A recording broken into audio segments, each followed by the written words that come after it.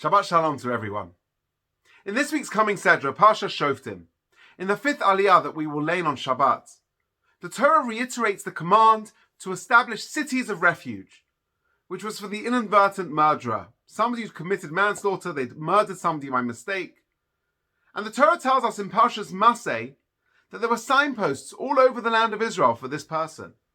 This person would have to travel to the Orei Miklot, and wherever they would go, there'd be signs all over Israel. This way, that way, 100 yards to go. And the reason was, of course, because somebody who'd committed accidental murder is not going to leave their house casually and go for a leisurely walk. They're on the run. They're a fugitive from the family member of the deceased person, the Goel Hadam. Reuven accidentally goes and kills Shimon.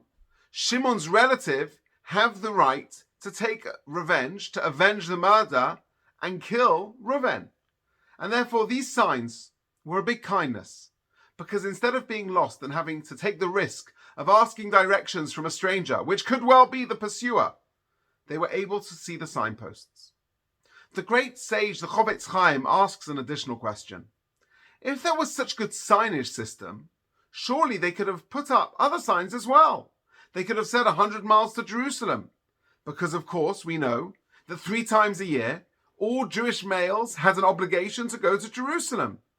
Why were there no signs for that, but only signs for the cities of refuge? Wouldn't it have made life so much easier?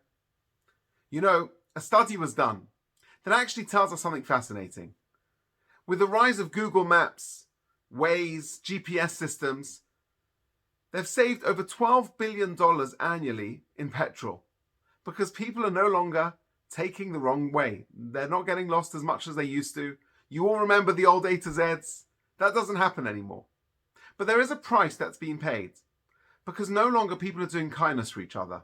I remember fondly, especially now in the summer holiday season, pulling over, asking directions, going the right way, the wrong way, using the A to Z, but that's all obsolete. In biblical times, however, there was no Google Maps. There was no Waze. There was no A to Zs. How did you get to Jerusalem? You were forced to speak to people, to get advice, to chat to your fellow Jew who was going in the same direction. Are you going to Jerusalem? Oh, sure. Yes, me too. Have a great Yom Tov. Have a nice time. It created community dynamic. It created camaraderie. If all the signs would have just been there, then we wouldn't have had the same vibe of friendliness and warmth. And therefore explains the Chovetz Chaim, why do we not have signs to Jerusalem? Because it's about influence. He says that when somebody asks for directions by an accidental murderer, that interaction, although very minor, could have a negative, dangerous impact.